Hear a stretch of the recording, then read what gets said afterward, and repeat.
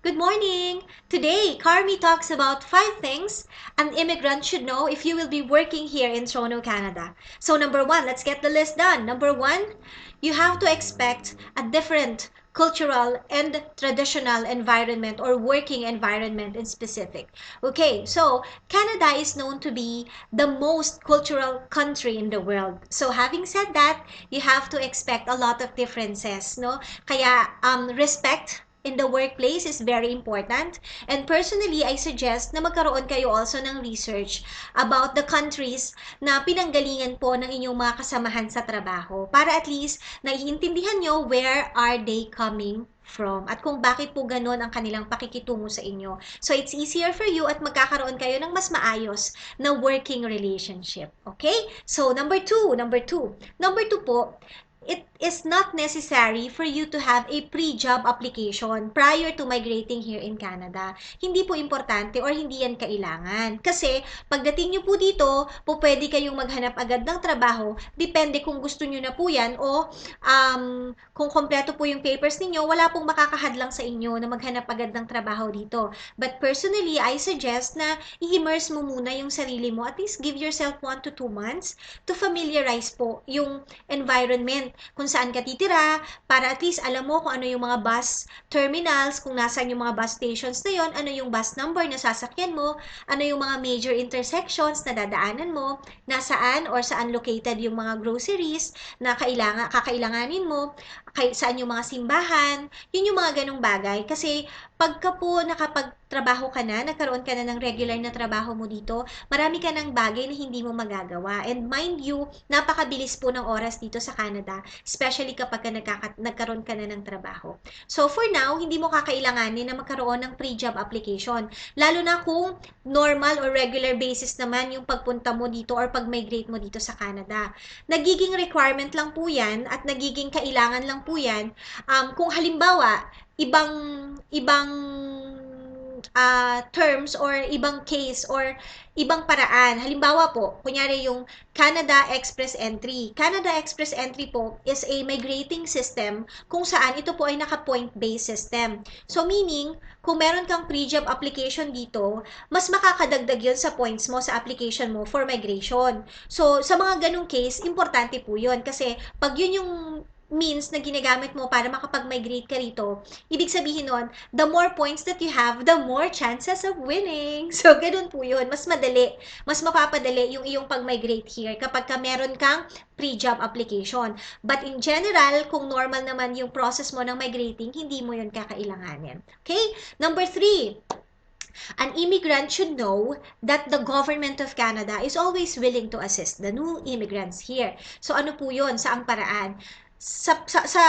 In terms of job opportunities, they will be sending you job engines, job links. So, yung mga link, ibibigay nila yon through your email addresses.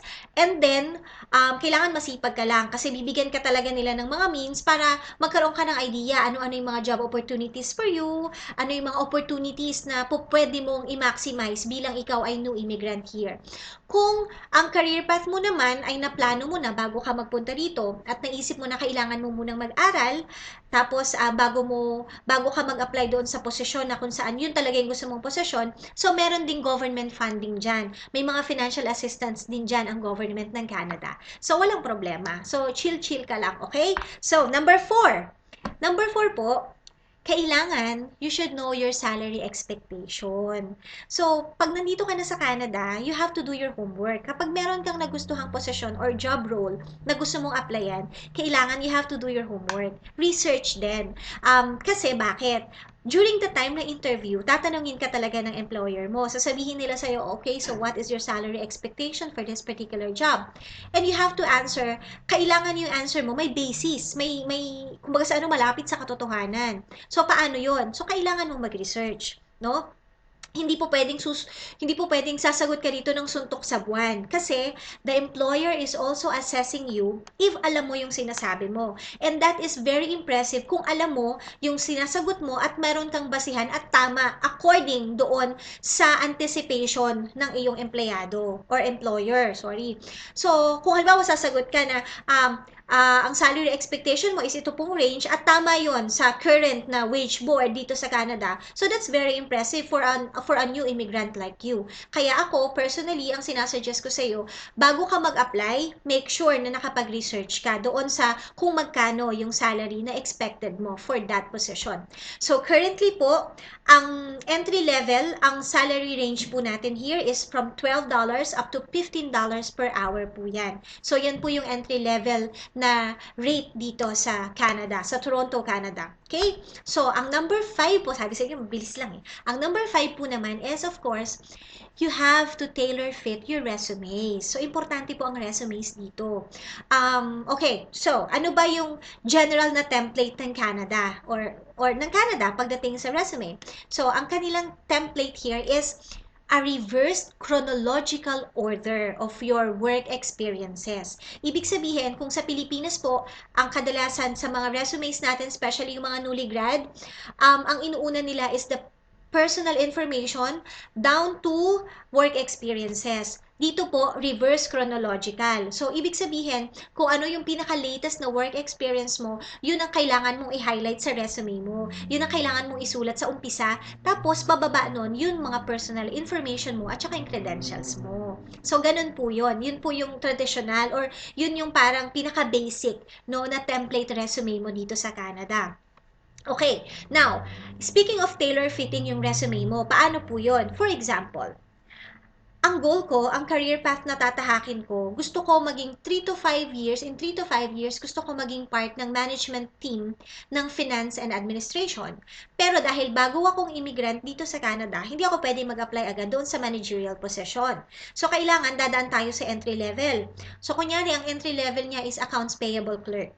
So, kailangan yung resume na gagawin mo, i-highlight mo doon yung experiences mo or yung qualifications mo para tailor siya doon sa accounts payable clerk or job function. So, i-highlight mo yung mga qualifications mo para mag-fit siya doon sa accounts payable. Okay? So, ganun yun. Ngayon, halimbawa, after 2 months, wala pa rin, hindi pa rin tumatawag yung gusto mong kumpanya na yun tungkol dun sa accounts payable mo. And na-realize mo, meron din naman akong experience or qualified din naman ako sa warehousing and procurement. So, gagawa ka ulit ng panibagong resume, template mo, pero this time, i-highlight mo naman yung mga qualifications mo para sa procurement and warehousing. So, ganun siya. So, yes, possible talaga na magkaroon ka ng maraming template ng resume mo according doon sa mga job positions na in-applyan mo. So, yun po yun. Okay? So, to summarize po yung ating top 5 for today, 5 things that immigrants should know if you are working here or if you will be working here in Canada. Number 1, expect the differences in cultural and traditions.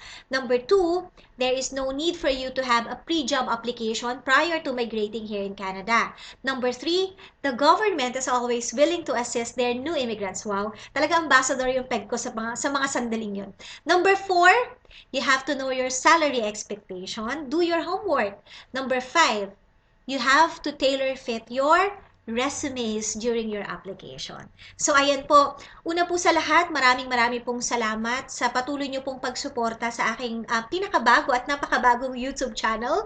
Maraming pong salamat sa inyong suporta at sa pagsasubscribe. Please do subscribe po. If you have questions or meron kayong mga topics na gusto nyong i-discuss, please leave comments below. Babasahin ko po yan, and to my knowledge, sasagutin po natin yan. At maraming pong salamat sa pagsubaybay nyo kahit na ang daldal ko, no? maraming pong salamat sa inyong lahat. I hope nakapag-inspire po ako to push your dreams of, migrating here in Canada. Nawa po sa panahon na ibibigay sa atin ng Panginoon, makarating po kayo dito lahat. Sa lahat po na nag-i-inspire na sa lahat po ng nais na magpunta dito sa Canada, nawa, in God's time, makarating po kayo dito. At sana po, nakapagbigay ako ng konting tips para sa inyong lahat. So, yun lamang po for today. God bless us all. Count your blessings, everyone. Marami pong salamat.